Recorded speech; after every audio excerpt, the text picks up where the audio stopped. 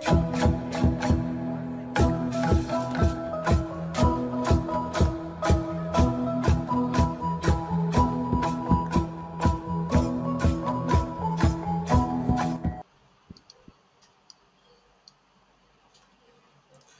này chơi new free này bị bằng loại những buổi sáng khắp những hàng lên đã nít này có mấy từ biện nít mông càng rõ rê tạm tan hàng lại mấy bộ này từng rạng yêu polygon này lại càng rõ rê cơ trở lại kết cao của một lần giờ nó như lại kết cao của một lần như phiên điều trần cơ pro bình pol dầm núi châm bắc doan như tôi ông ta cơ trở lại mặt là như vậy đạt không nên trở lại nhiều mạng lận là lại những bảy như nhà mang nặng buồn sang mà tôi hà địa như lệ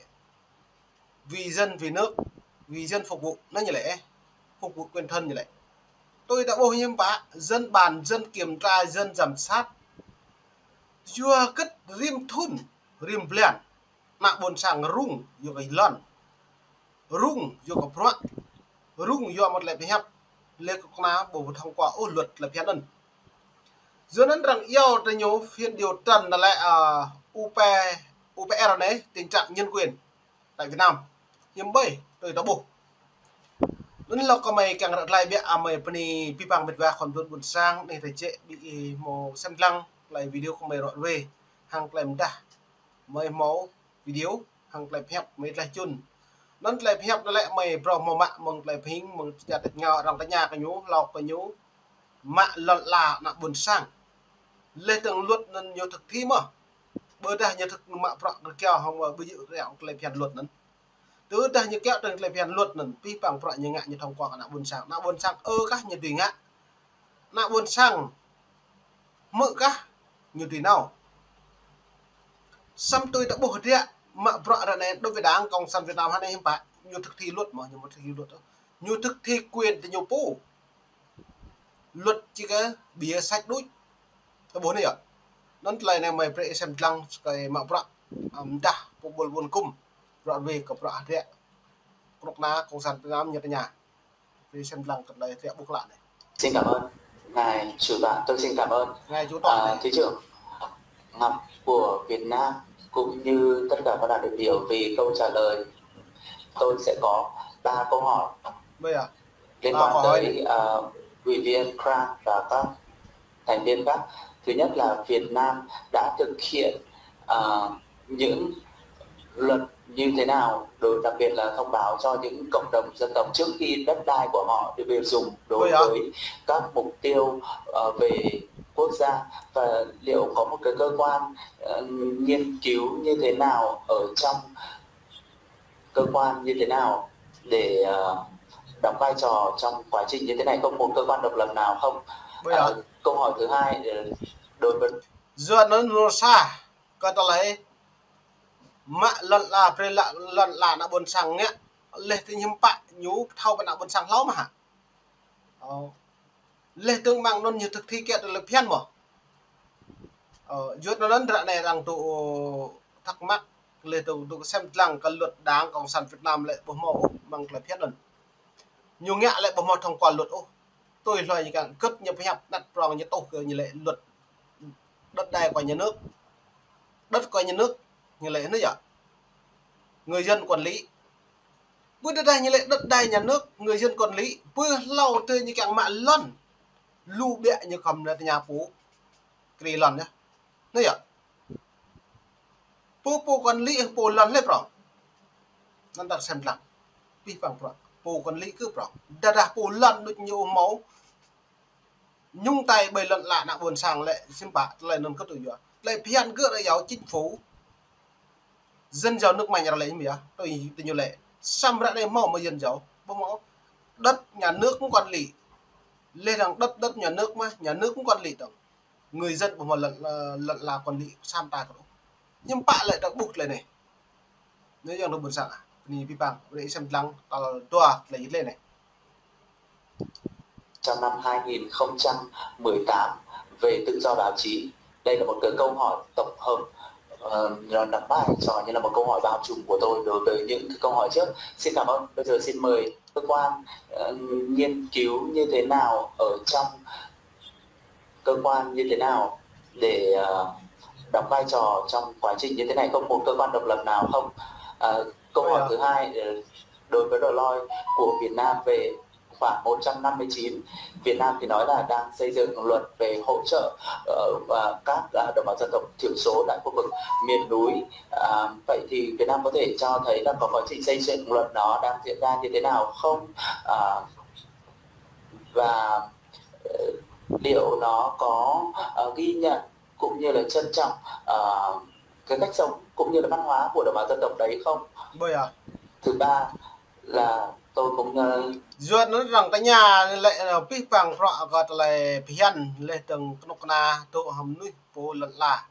hiếm bạn như tôi cứt mà lên pian po lận là nè lên từng cái nhú kẹo mơ cặp rọ mạ hàng lại lận là nè tức là người dân bản địa nè nó đẹp xăm lời này rằng cái nhà cái nhồi nhồi thò lên cái lại rằng pi bằng rọ là luật trên hết về đáng đất của đáng luật của đáng dân bùm mò xa quyền ta cật lên ăn cái độ do nó nhất là buồn sang đầy gà lum nuôi nào buồn sang đầy gà một xem lăng ô cật lên này ta độ hủy cái doan rung cái doan xong hạt rẽ đang eo đây nhiều này vừa về đất này vừa đã lú lặn là đã chặt mặt ta nghe nào buồn sang ta nuôi nó bị vậy nó bập như vậy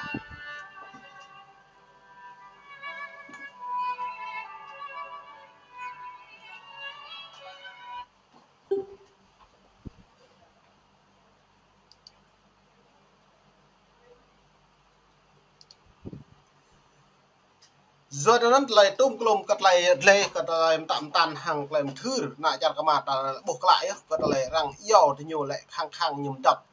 ta lại nhầm đã đi cật lại những ngạ trọng mong 2018 đi tự do thông tin tự do báo chí tự do ngôn luận tự do lập hội như lệ mang non pi bằng cái độc na thực thi luật kẹo từ buồn sang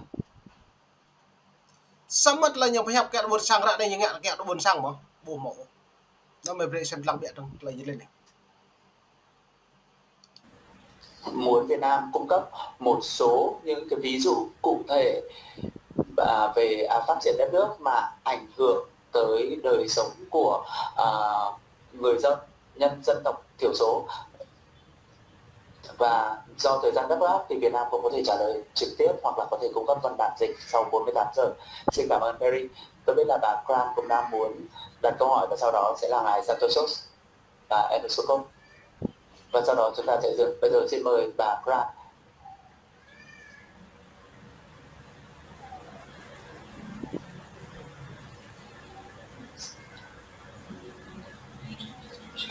Xin cảm ơn ngài chủ tọa, xin cảm ơn đoàn đại biểu Việt Nam vì phần trả lời của mình. Hầu hết những cái thông tin được cung cấp tại phần trả lời tập trung vào luật. Chúng tôi thì cũng đã đọc luật hết rồi. Như là tôi đã nói ở phần đầu tiên khi mà tôi bình luận, chúng tôi rất là mong nhận được những cái thông tin xem luật đã được thực hiện trên thực tế như thế nào. Do đó ta bổ pi bằng rõ rằng cái nhà ta nhiều rồi pi về rẽ rằng rạng pi lại xăm lại lăng cật lại rằng bình nọc na công sản như thực thi kẹt luật lại phiền luật đúng không? Với cái luật đất đai này, luật con người này, luật trẻ em này, luật phụ nữ này, luật lao động này, luật giao thông này, luật đường bộ này, luôn cả. Với đối với Đảng Cộng sản Việt Nam hiện tại như thực thi các bộ luật giao thông ta luật vì vậy hiện tại dự mà cái là phiên luật giao thông á 2001 2002 rồi 2017 2018 luật như dựa một luật là giao thông trường hợp nuôi đội xe đội để ta là làn nhiều màu biển số màu đồng hiểm lắm không màu kèo xi nhang lắm không luật lại nhiều tùy đội tông dòng làn đường quốc lộ này như có quyền như mạng nó được